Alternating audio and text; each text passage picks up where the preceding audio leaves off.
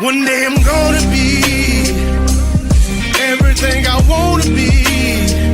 I don't let it get the most of me. One day I'm gonna be free. I wanna be everything I'm gonna be. My future right in front of me. One day I'm gonna be free. I wanna be free. So let me be free. One day I'm gonna be free. Mentally and physically, emotionally and spiritually. Yeah. One day I'm gonna be free. I'm standing at the crossroads, feeling like a lost soul. Don't know where I wanna go, but all I know is I wanna be free. They're telling me to let it be, but that just ain't in me, no. Jealousy and envy, but all I see is I wanna be free. See everything I wanna be, exactly what I'm gonna be. Don't let it get the most of me. Eventually, I'm gonna be free. See everything I wanna be, exactly what I'm gonna be. Yeah. One day I'm gonna be free. I'm gonna be free. Let me be free. One day I'm gonna be free. Mentally and physically, emotionally and spiritually. Yeah. One day I'm gonna be free. I told them take their aim off me. Stop trying to get a name off me. If they would just let me be, I'm gonna be free. I told them take them chains off me and throw away the locks and keys. If they would just let me be, eventually I'm gonna be free. Free. They're back.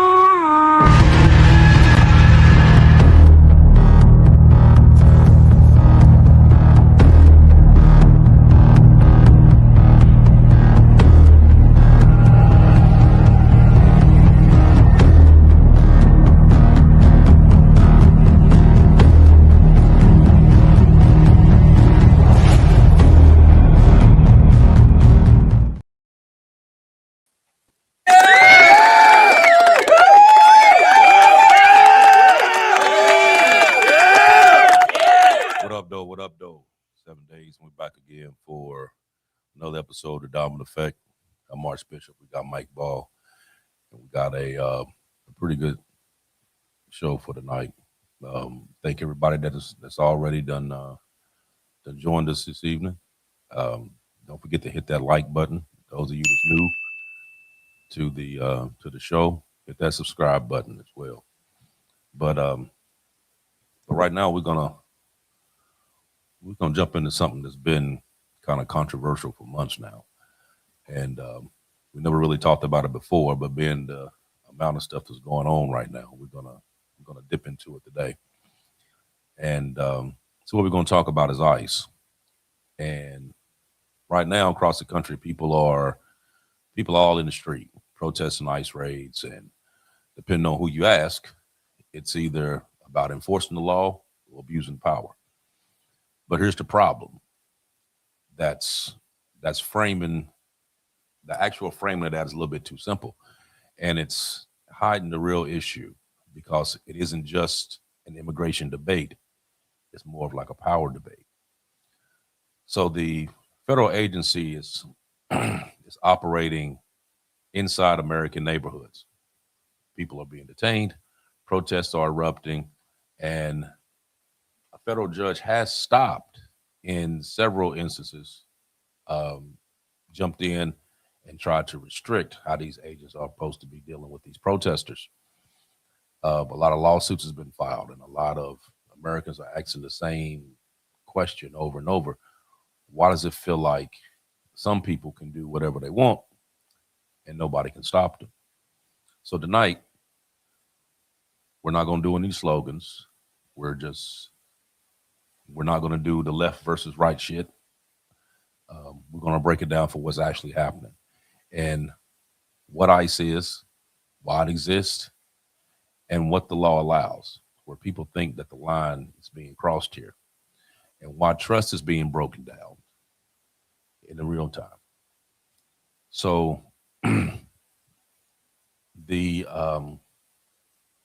think that because when people lose faith in accountability, enforcement starts to feel like intimidation, and protest starts to feel like chaos.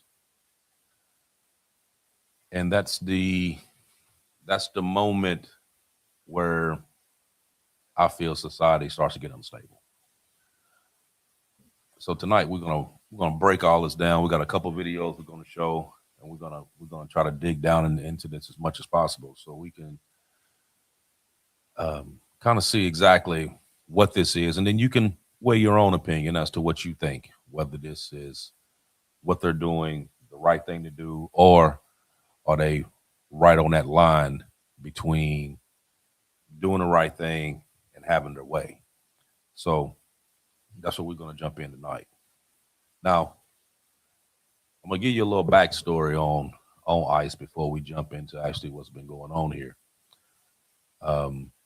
So ICE basically stands for the Immigration and Customs Enforcement. And it was created back in 2003, right after 9/11, as a part of the reorganization that formed the Department of Homeland Security. ICE basically absorbed the interior enforcement and the investigation functions that was used to basically help out all these other agencies like INS and custom investigation. So ICE really has two big arms that's in there. You got the ERO, which is the enforcement of removal operations, excuse me. And that deals with the arrest, the detention, the deportation, immigration enforcement inside the U.S. But they also have the HSI, which is Homeland Security investigation. And that is basically the criminal investigations, human trafficking, smuggling, fraud, all of that. Drugs. Yeah. So it's so ICE stated mission is enforcing immigration laws and conducting investigations framed around national security and also public safety. But why is the blow up going on right now?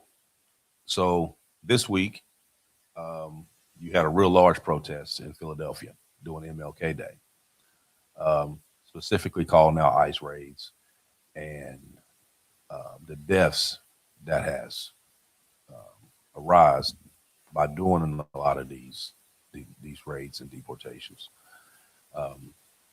You also seen what went on in Minnesota, reporting the details of a fatal shooting involving a ICE agent and a young lady in Minneapolis. Right after that, a lot of protests and then legal fights over the federal tactics and also the accountability dealing with that. Now, there has been federal judges that issued major restrictions on how federal agents can treat protesters, like in Minnesota, specifically barring and detaining and not being able to retaliate against peaceful protesters and kind of tightening those standards of force. Now, there were some videos that I've seen throughout the weeks, and one that I seen that really struck a chord with me, where you had protesters that was out, and I don't know whether those were like tear gas canisters. I don't know what exactly that was, but he like blew one right in this guy's face, close range. and the guy ended up losing his eye on accounts of it.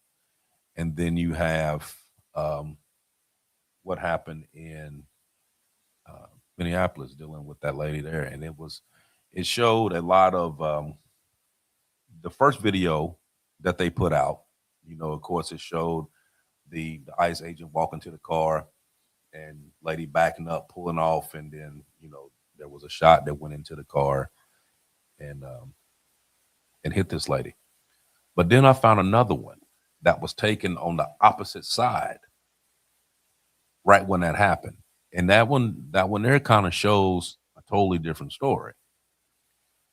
It didn't show that lady being violent at all. I'm going to play it for you right quick, and then we're going to talk about it right quick.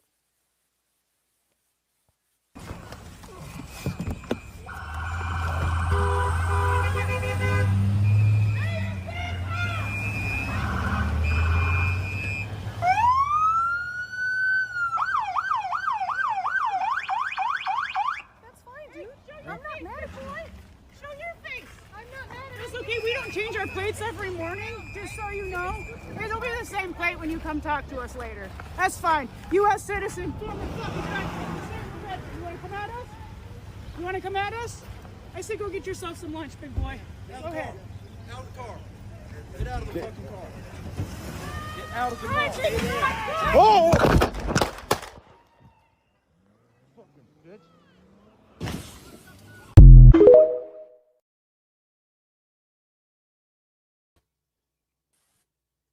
Yeah, I remember when that came out. See, now that one showed a completely different angle. And you can see when that lady walked around with that camera and showed that young lady's face, she wasn't saying anything violent at that point in time. Now, people have different opinions dealing with that. Some say that they shouldn't have backed up and tried to pull off, and that was the reason why you got shot.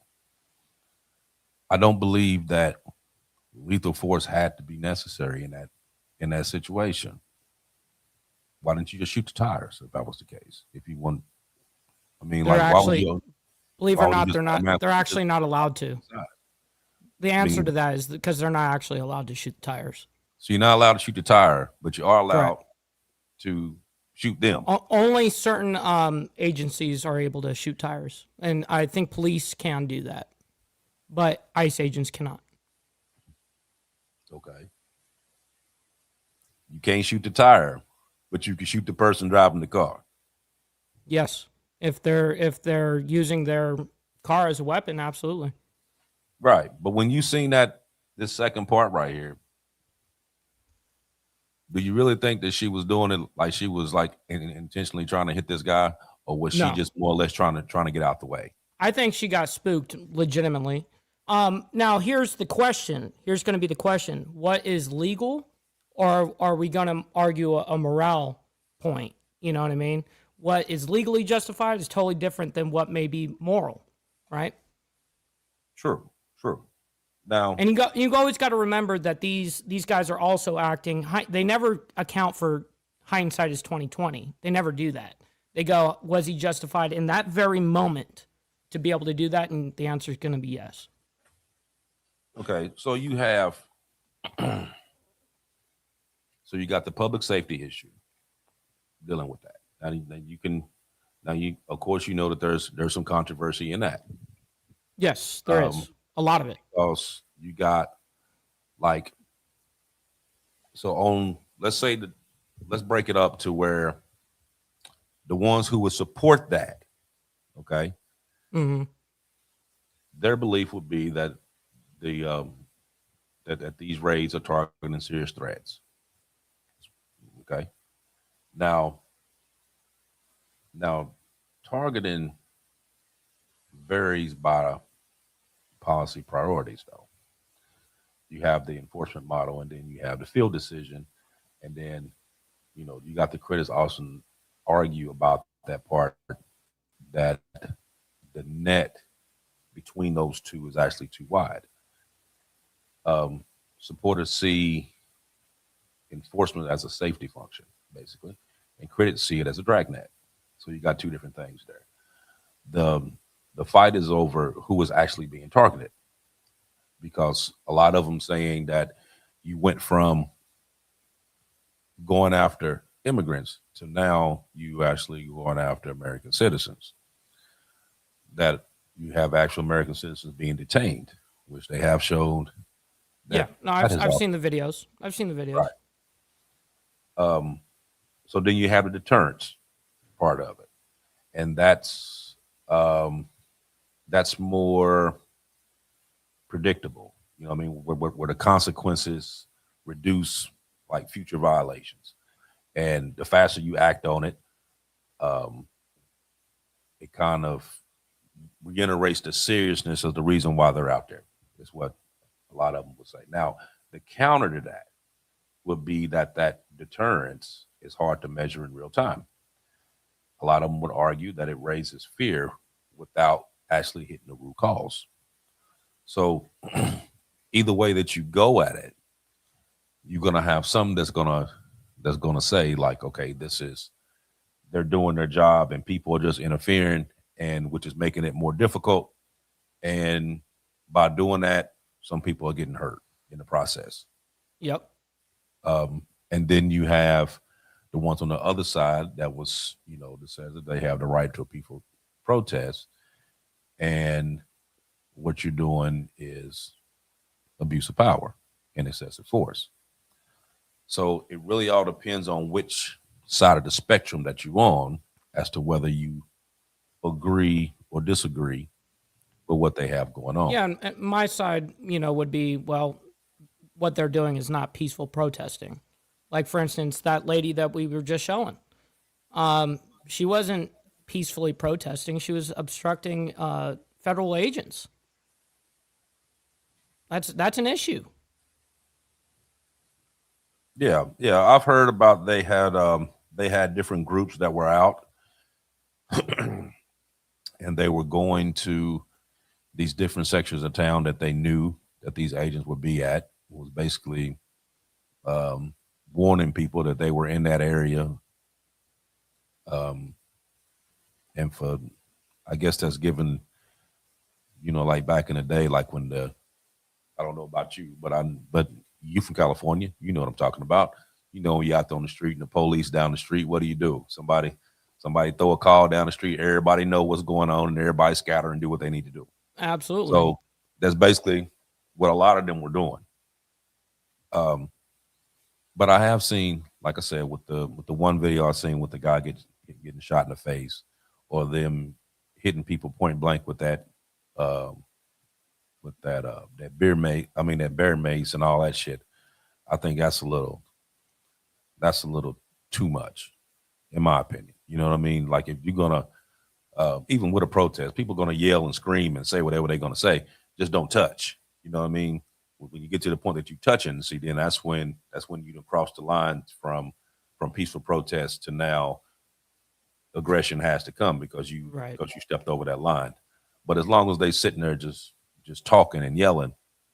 Yeah, I mean, as long as they stay on the sidewalk or whatever the case is on their side of the street, and they sit there and yell and have their bullhorns and, with their whistles and all that shit, yeah, go ahead, do all that, But obviously, there are times that, yes, I can obviously be objective here that, yes, I have seen ICE agents escalate situations when they should have not, obviously. There's definitely, nuances to all of this. But you got to look at the big range as well. I mean, since Trump has taken over this administration, we have deported 605,000 people since he's been inaugurated.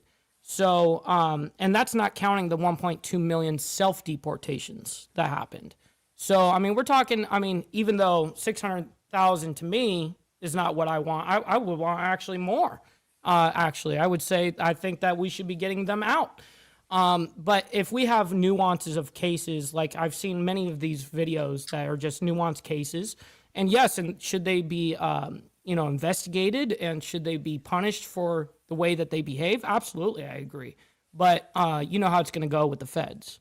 The feds are always going to side with the feds, and that's just the way it's always going to be.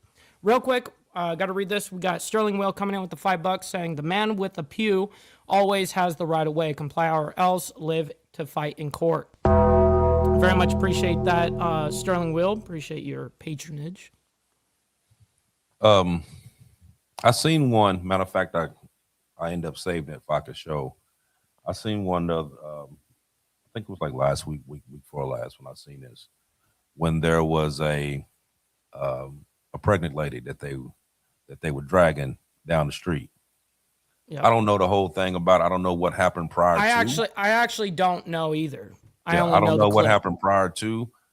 I just know that this lady was up under a car and they was dragging her, and like other people were yelling that she was with child, and it was like they just kept doing it. They didn't care, right? They just Right. did what they were gonna do. I'm gonna hit this one right quick, just to show.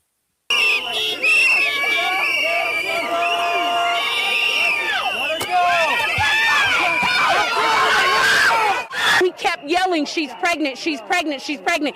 They put their knees in her, and we kept telling them, she can't breathe, let her up, let her up. In the chaos, the woman who was handcuffed was suddenly being dragged by one arm as the angry crowd threw snowballs and screamed at the federal agents.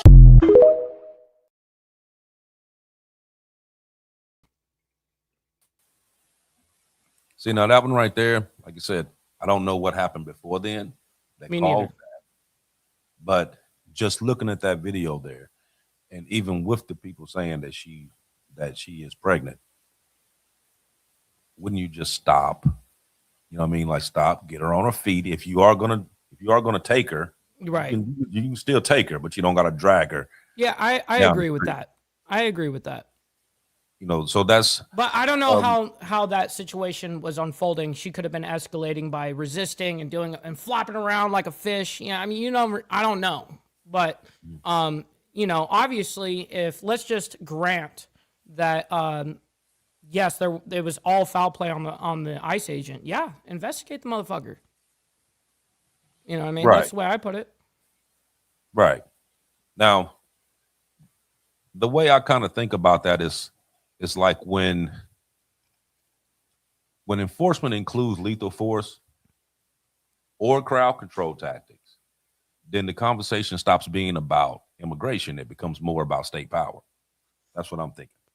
Now, mind you, immigration has been going on for years. You know what I mean? All the Since presidents done it. conception. All the presidents has done it. You know what I mean? Some have did a little bit more than others.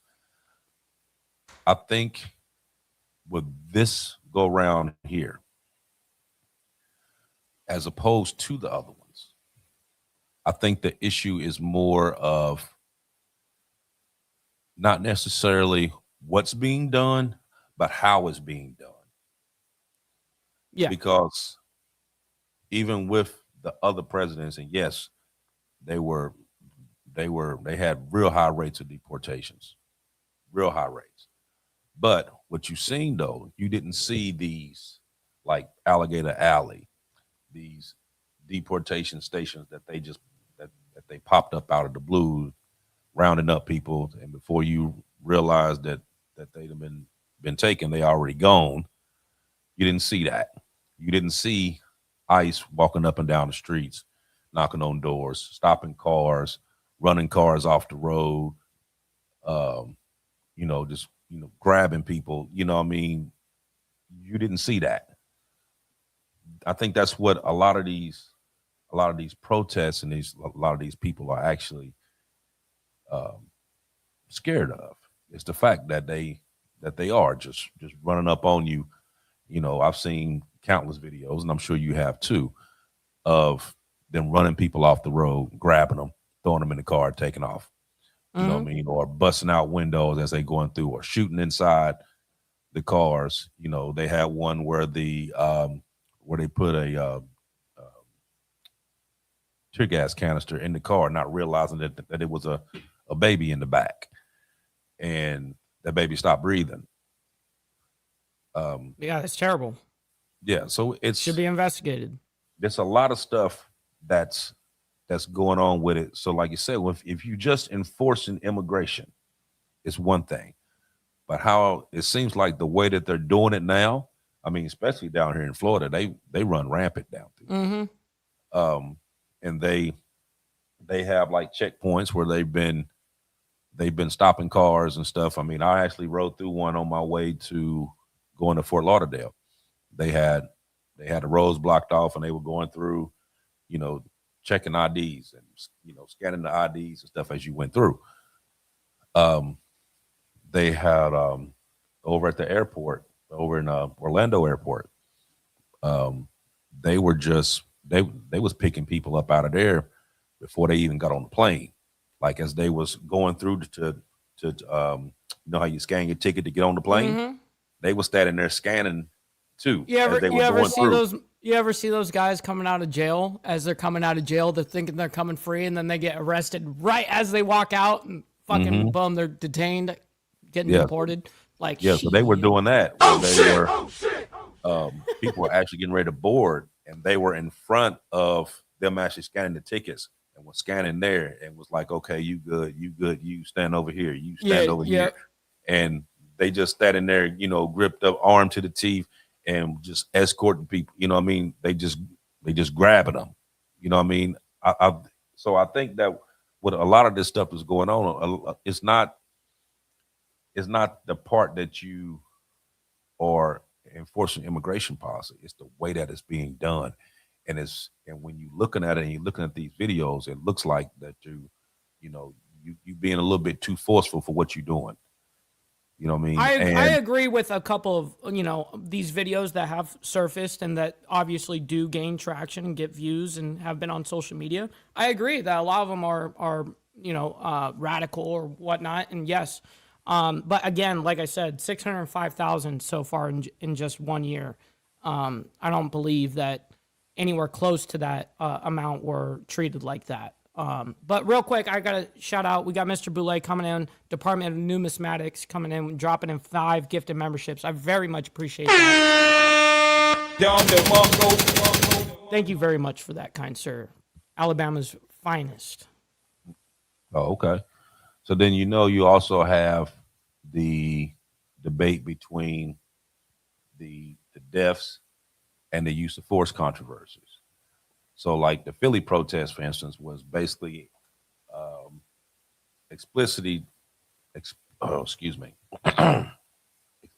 tied to the ICE raids and the custody deaths that have been going on. A lot of these people have been these people that are about to be deported. A lot of them end up dying in these spots, in these deportation camps. Some has been dying there. Some is actually by the use of force that some of them were saying, allegedly,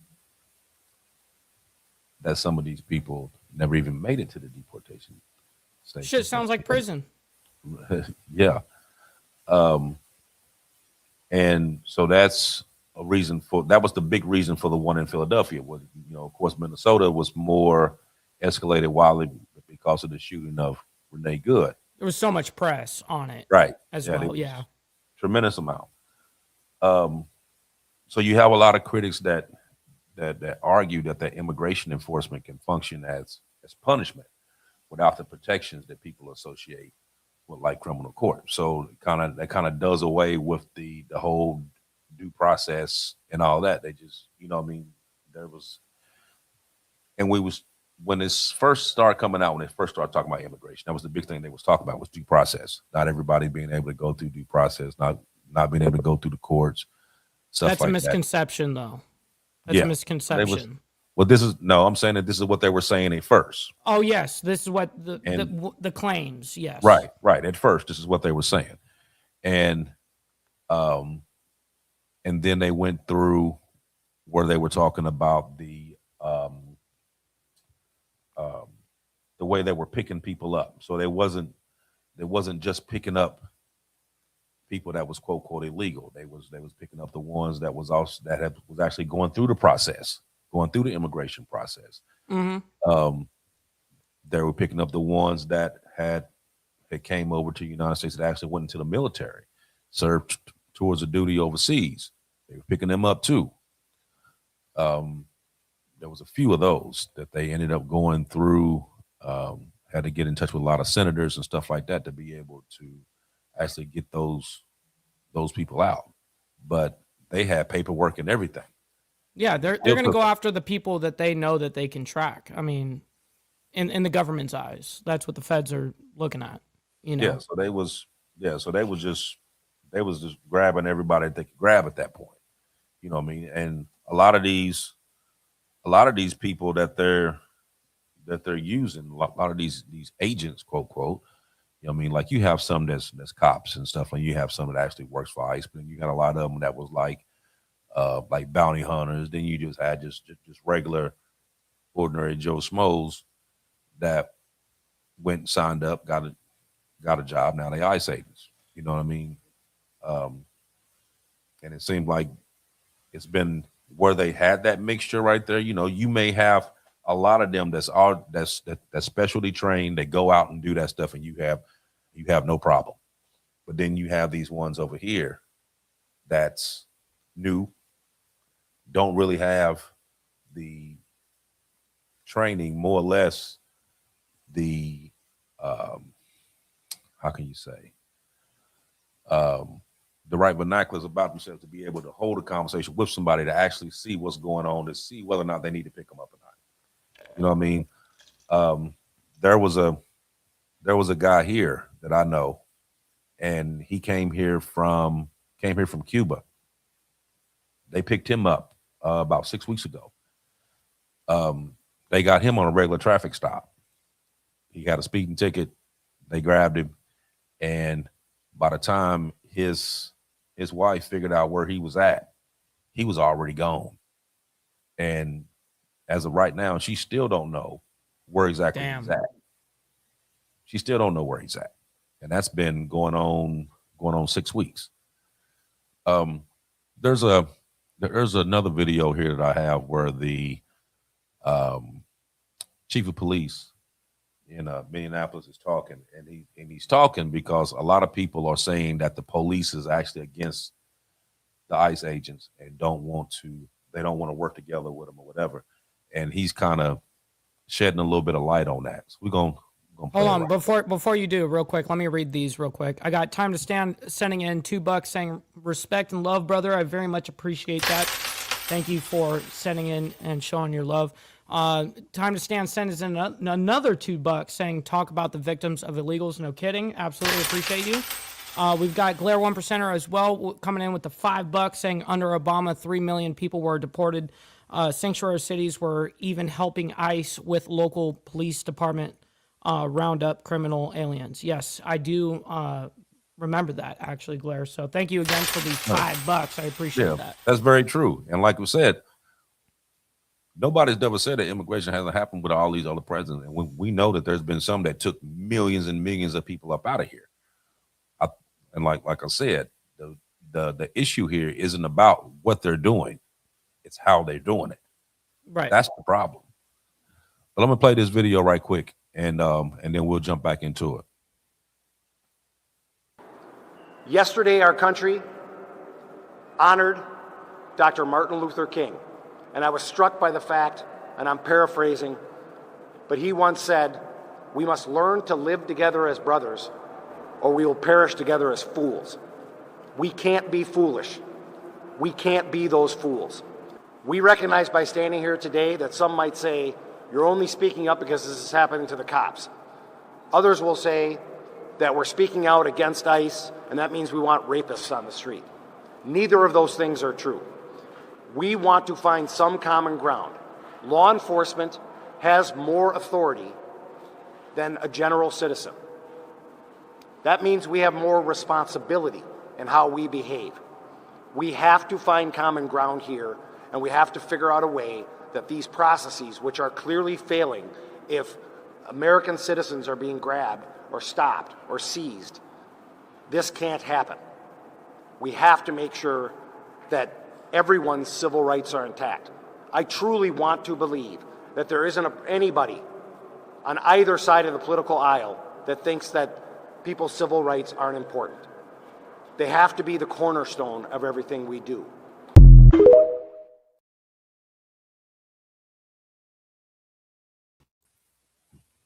All right, Blair, real quick, we got Blair 1% coming in with the 15 months saying, my point is local police aren't helping now. Yes. They were helping then and they're not helping now, essentially. Yeah, you're going to see more resistance. So, yeah, I hear what he's saying, you know, absolutely. But I don't know. It's to me, it's a lot of mumbo jumbo. It's very cut and dry to me. Either you're here illegally or you're not. And so I'm very black and white with that. You know, it's like, are you here illegally? Well, okay, well, it is what it is. Mm-hmm. Yeah, I'm not using the moral argument, you know. Yeah, I know that a lot of police officers aren't helping. I know here in Florida, here in Polk County, and I know everybody know the sheriff here in Polk County, Grady Judd, and he said that he's not getting involved in it whatsoever. And he was actually for it at first. He was actually for it at first until they started trying to pull his deputies in and start taking his deputies out of and basically recruiting. Once they so is he like poaching people? Yeah. Oh yeah, that's not going to work out. He got on there. Nope, I ain't helping you do nothing. And that's not going to work, especially with territorial jurisdiction type agencies. You know what I mean? Mm-hmm. It's, you know, police, whether it be the feds or whatever the case is. I mean, you should see how cutthroat it is. I mean, it's those fucking people die, you know, live and breathe, and do everything to claim the jurisdiction of shit. It's crazy. Right. So let's talk about the accountability part here. Because even when these things happen, of course, you know, you have the internal review first, right? And a lot of us don't know anything about what goes on the inside. That once we see the videos of this stuff that's going on, what actually happens on the inside of that. So even when these reviews happen, they often start inside the federal system, the agency, IG, DOJ, from a public's perspective, you don't actually see that action, and you see the consequences slowly. Like it may announce it, it may not. You know what I mean? And half the time, you don't know who these people are anyway, so you don't really know what's going on with them. And then you have where the court step in. So, like in Minnesota, you had that injunction that came after the repeated clashes and the allegations from Miss Good when she was fatally shot, and you had a lot of court proceedings with that. And the judge restricted the detention / force towards like these peaceful protesters and these people that's actually out there just observing what's going on, because a lot of them that's out there really aren't protesting. A lot of them's out there just being nosy for real, trying to get content. You know what I mean? A lot of these videos that we've seen is people just out there just being nosy, just with their phones out, just filming, just trying to see what all they can get and put on Facebook or YouTube or whatever.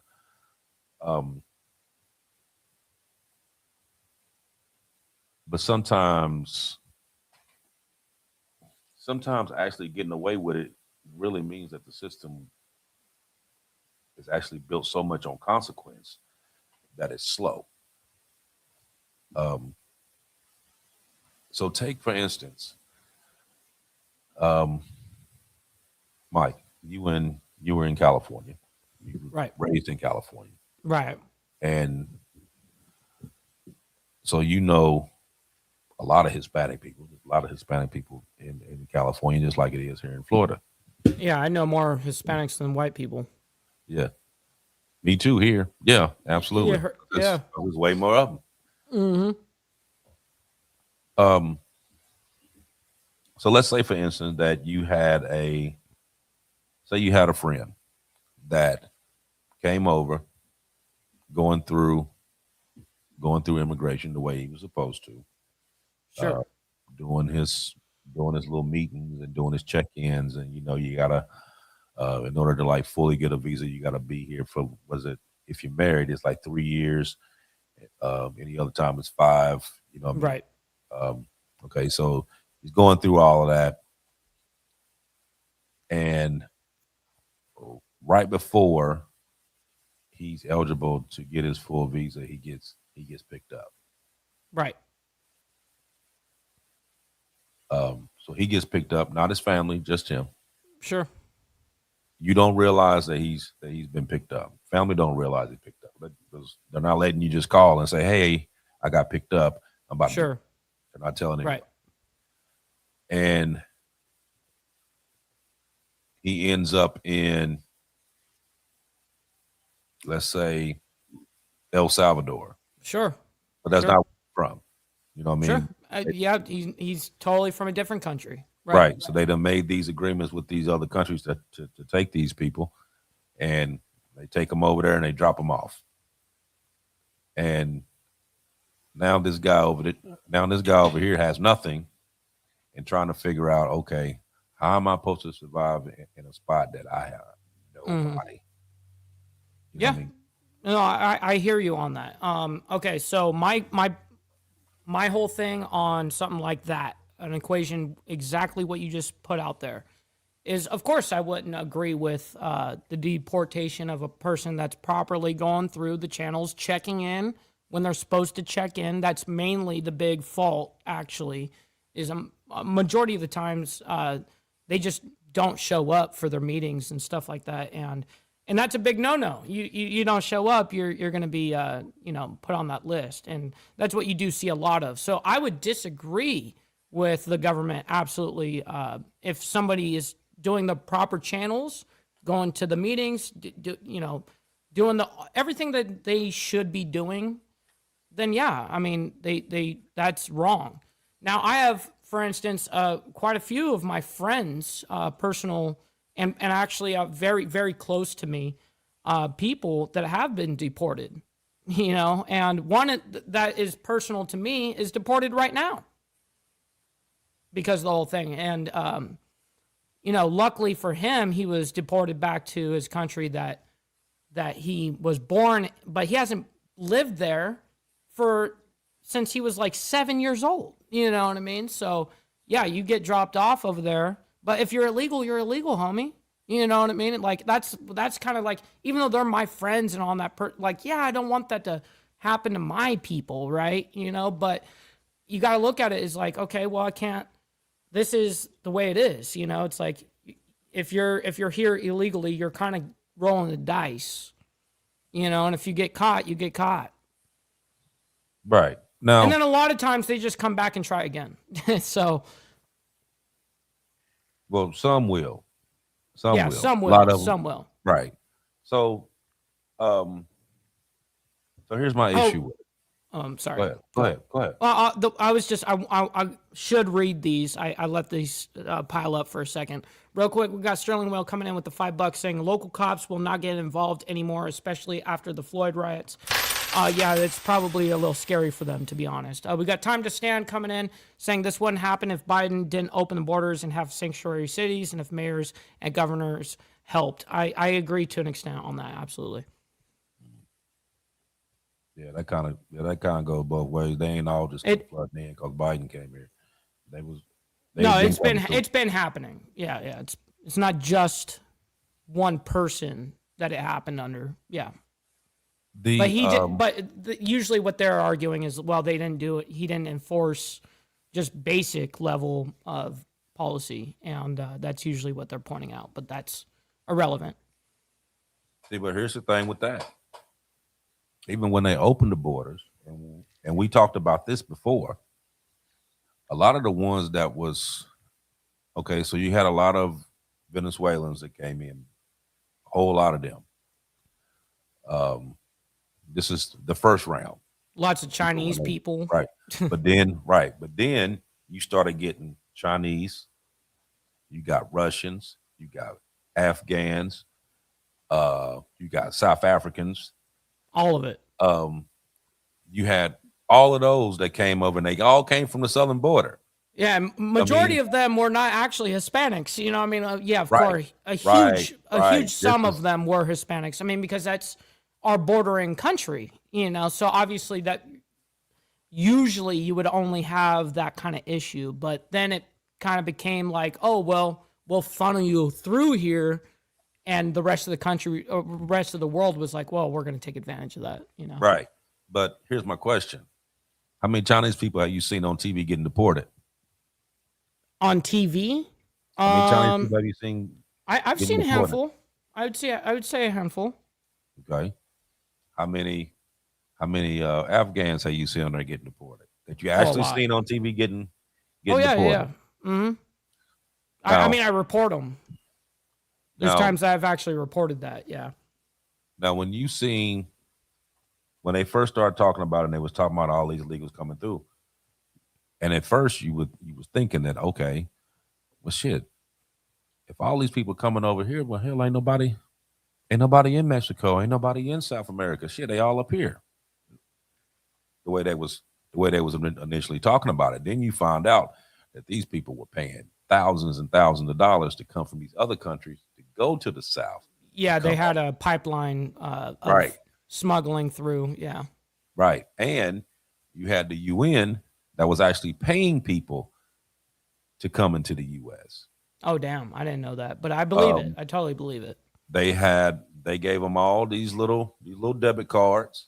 Yes, I remember that. I remember that. They were charging it.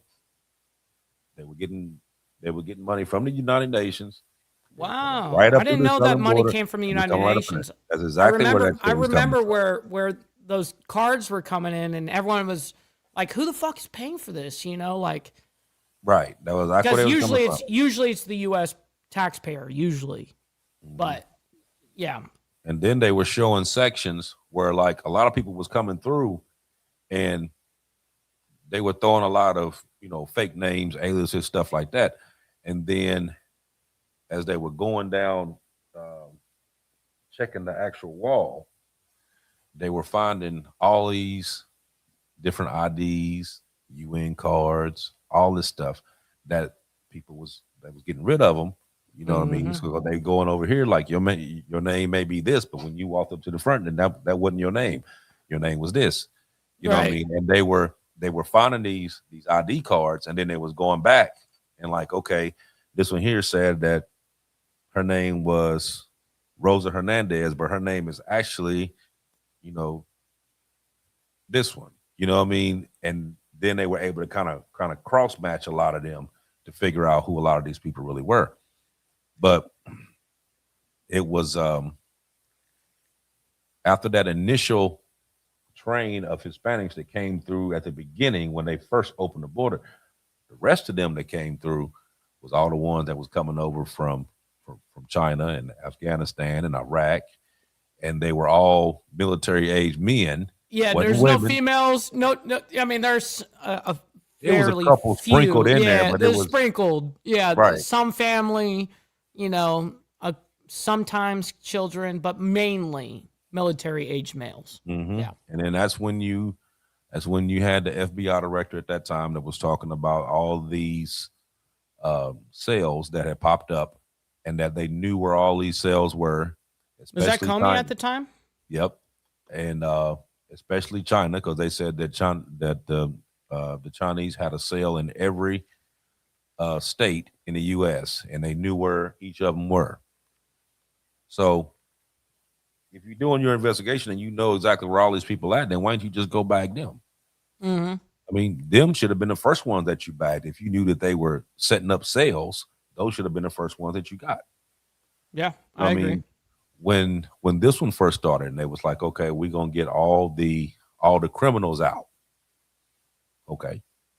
And you see they gathered up, 400, 500, 600 Venezuelans. They gathered them all up and shipped them over to was it El Salvador that they went to?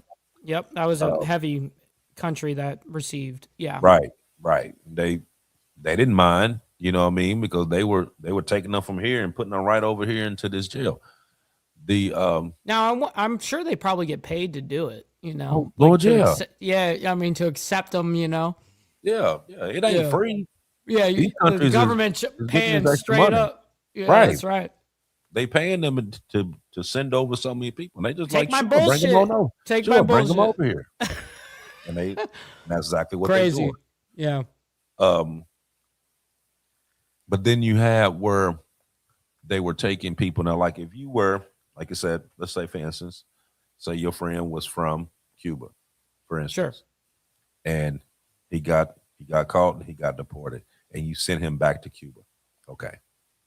Now, if he was from Cuba and he ends up in Libya, that's a problem. I You know what hear I mean? you. Absolutely. If you're gonna send them back where they came from, not just whatever country that you. But a lot of those times is because those governments are declining those people. So like they will go to the originator first and say, you know, from whatever country they're birthed from, and they'll say, hey, you know, we're willing to give you this guy for exchange, whatever. And that the government's like, nah, we ain't taking him. He's either too gnarly of a criminal, he's wanted by gangs, he's, you know, all this stuff. So then they go, okay, well, where can we safely put this dude? Okay. You know, And now that's the part that's not our problem. You know what I mean? You're very right. But we do accommodate that, though. That's what I'm saying. We do accommodate that. But would you really need to, though? You see what I'm saying? I mean, whoever's receiving them, if their own government's saying you ain't bringing them over here, I mean, what are you going to do? Okay. You force them? How? Think about this. Now, if they said, okay, we have 600 Argentinians, sure, that we're about to deport them, we're about to send them back to your government, and the Argentinian government say, no, you know what? No, keep them over there. We don't want them. Mm-hmm. No, you about to get them back. Mm-hmm. You know what I mean? Like, what are you gonna do for real? You know what I'm Who saying? knows? I'm gonna drop them off, and maybe that conversation does happen. You know what I mean? So you say, okay, I'm gonna drop their ass off, and whatever you do at that point, that's on you. But you taking them back. Yeah, you throw them in your prisons, or you let them off into your streets, whatever you want to do. You know, right? That's on you. Good. That's on you. But if I send this person across the world to another spot that you know that his survival rate is basically going to be nil, you know what I mean? Because he's not going to have nothing. You know what I mean? He or she going to have nothing. Wouldn't you think that would be a little bit more?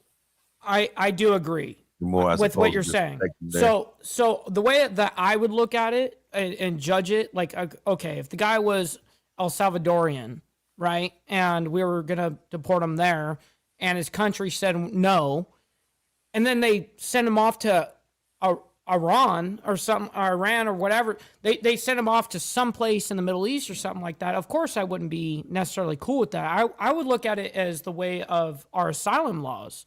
The asylum laws actually show the next safest, closest country from where you're at on a geographical level.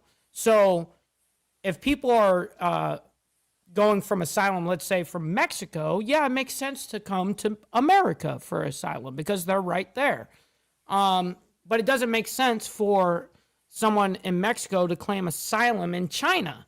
You know, it just wouldn't make sense. So, I mean, I think that's the way that I would look at it on a scale of where they're from, right? On whatever hemisphere of the world or whatever the case is. You want to kind of keep it on a geographical location of where they can be accepted, right? Right. So I would say, yeah, we need reform on a lot of these things, and I agree. Okay, so let me ask you this question here. So do you think immigration enforcement should be treated more like a criminal law or civil law? Honestly, this is just my take. I honestly think it should be civil. It is a civil dispute. It's a problem on a civil level. No, I don't think it should be investigated like a criminal, which is the difference of due process, essentially. You know, if you're being prosecuted as a criminal, you're going to have different due process which is seeing a judge, getting offered a free lawyer, all these things. That's different. But when it's civil, this is where the due process is less. Right. See, and that's where the problem is. Okay. Yeah. No, I'm pointing it out. Because ICE right now is increasingly using like criminal style tactics, like the arm raise, the detentions, and the actual force behind a lot of these scuffles that they're getting into. Like I said, running cars off the road, shooting inside of cars. Yeah, I mean, if you're a threat to these agents, of course. Now, real quick, I just gotta say, so Time to Stand says, no, I disagree. It should be criminal. Well, if it's criminal, that means that every single one of these people that we deport would have to go and see a judge and get granted a lawyer and all of these different things. So that's the difference there, Time to Stand. If you'd actually be on my side if you're pro deportation. Right. So like you said, you're using both. So you're using correct criminal style tactics, but they are actually civil. Correct. They're actually civil. Operating under civil law protections. Correct. Which at that point you have that legitimacy gap right there, because if that enforcement looks criminal, then people argue that that criminal part, like you said, should have criminal level due process. Correct. The difference of due process is different. Yes. Right. Then it has to be less force driven and more transparent about what you're doing. So you actually go on these people and get them the opportunity to produce paperwork to prove who he or she is, whether they're an actual citizen or not just the part. Yeah, the due process. The due process essentially for an illegal immigrant essentially is, hey, where's your ID? You know, and that's the due process. And if they can't provide an ID at that point, they're like, nope, we're taking you, dude. That's the due process, you know. So people don't understand. I think it's a lack of knowledge of how due process works, and it differentiates from civil to criminal. Okay. Got another question for you. Sure. Do you trust federal agencies to investigate themselves? Hell no. Okay. Okay. And why? Hell no. Man, I don't trust none of these motherfuckers. I don't trust nobody. Okay? Fuck the feds. You know what I mean? Right. Well, you know, even with the self-investigation, it doesn't automatically mean corruption, but it's also a lack of transparency. Yes, it is absolutely a lack of transparency. That whole suspicion where, you know, the actions where they come out and say, well, these actions are justified, even though they may not. So you have like even clean investigations failed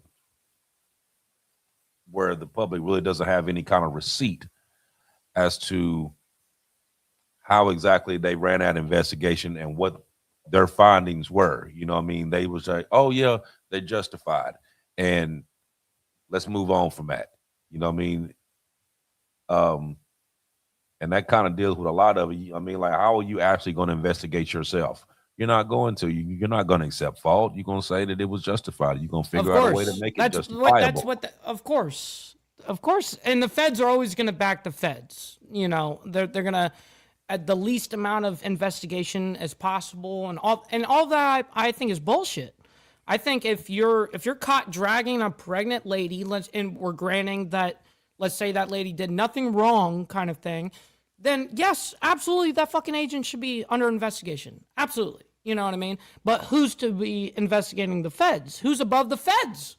You know what I mean? Like, what are you going to do about that? And that's kind of I understand that point.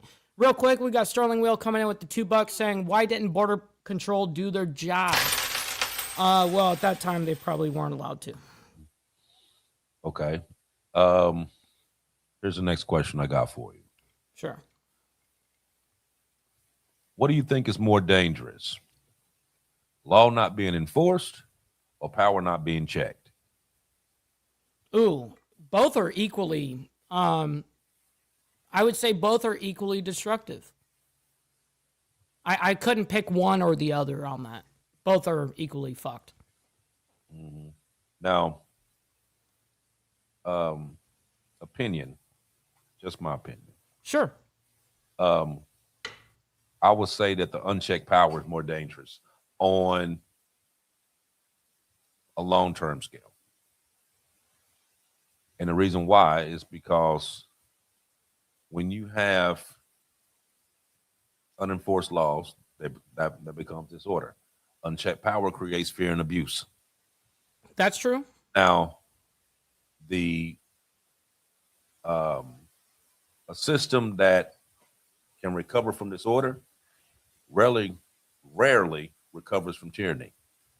So societies survive with weak enforcement, but societies collapse under unchecked authority.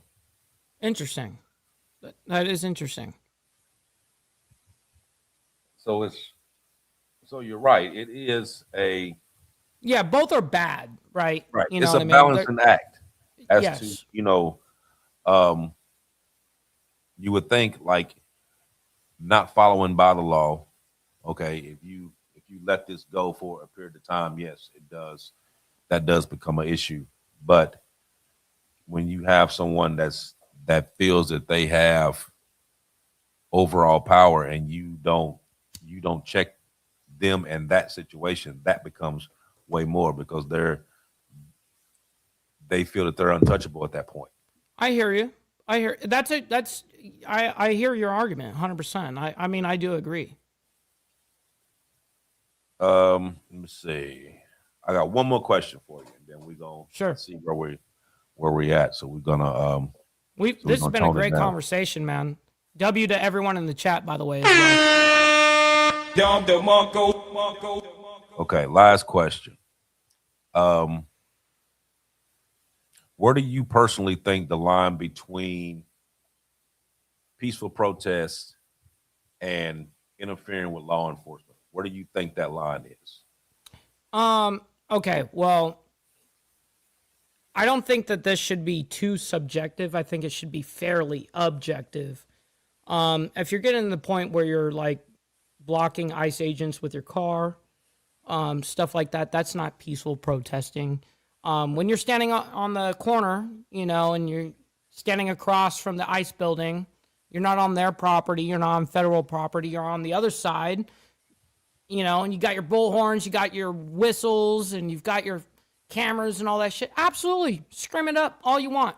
But as soon as you guys get, unfortunately, this is where protests kind of erupt, is where there's someone, it could be just one person, or it could be the whole crowd, I'm just saying, but it could even just be one person that gets out of control, wants to get out there and antagonize the agents or whatever the case is and make everybody look bad, and that's essentially what does happen. And so I do recognize situations like that, but I think that what we have seen in regards to this ICE topic within the last couple of weeks has not been peaceful.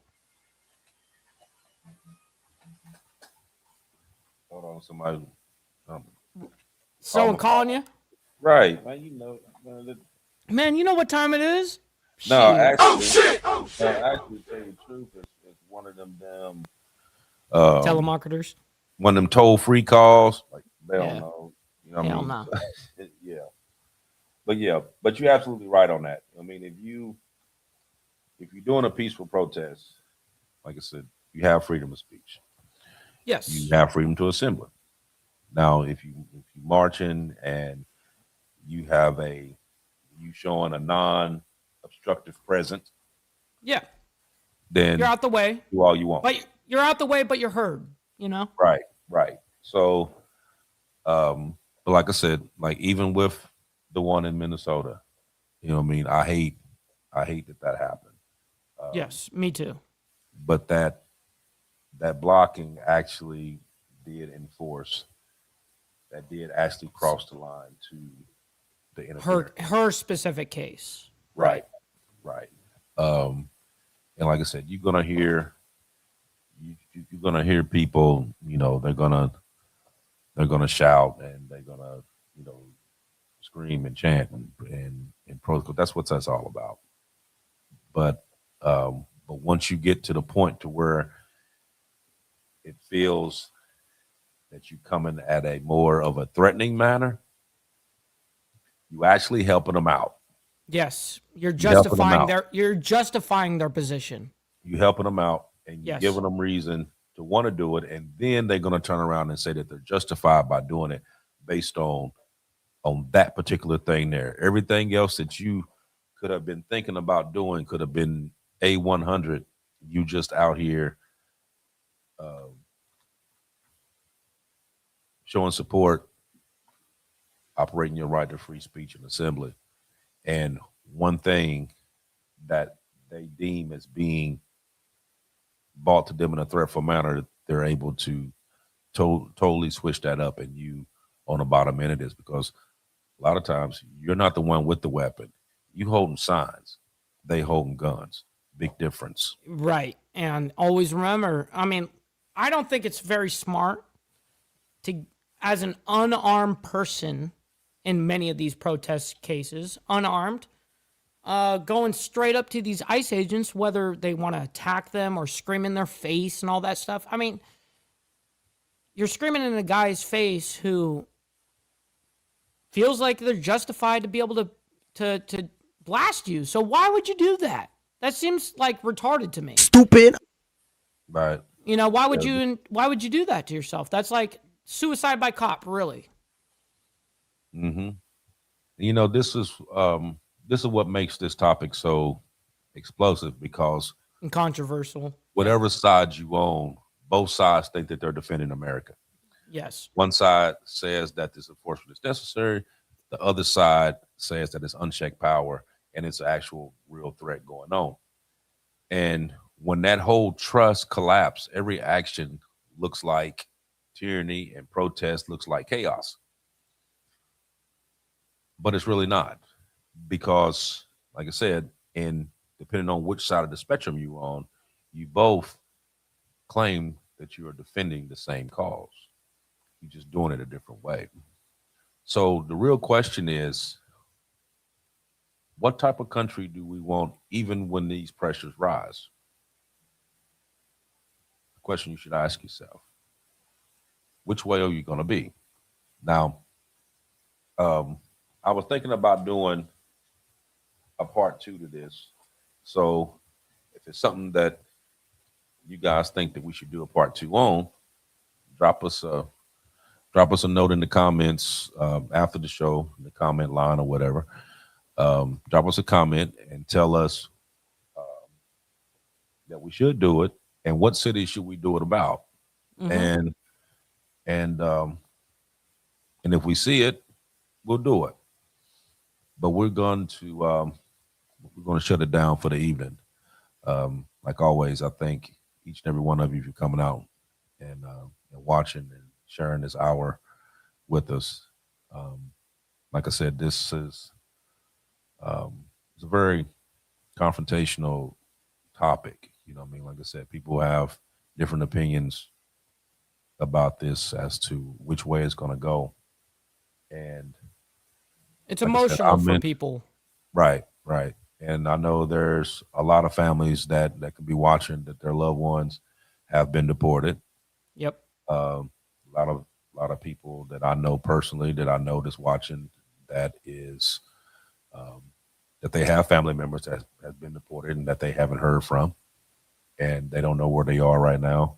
So I know it's very emotional on both ends, but I'm also reaching out to the people that are protesting and telling them to do it.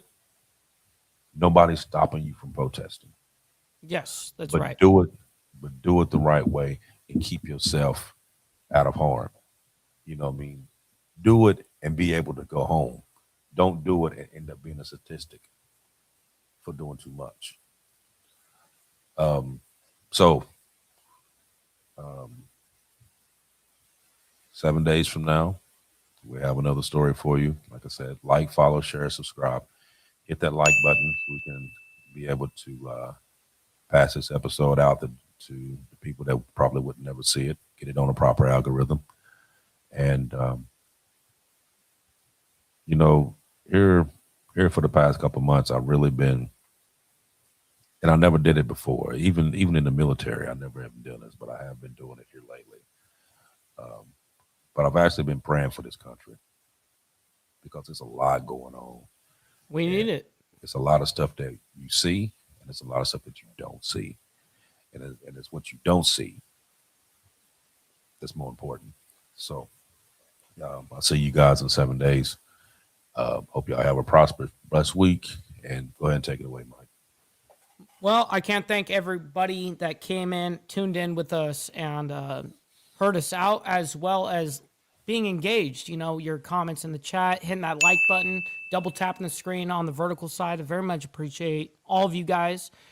Listen, we will be back here in 7 days. This is what we do every Wednesday night. So listen, we're going to be rating our buddy, by the way, Dr. Harley. Make sure you guys stick around on my side.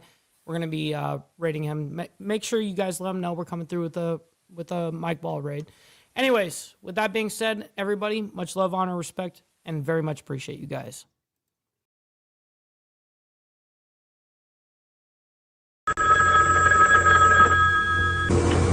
They're back.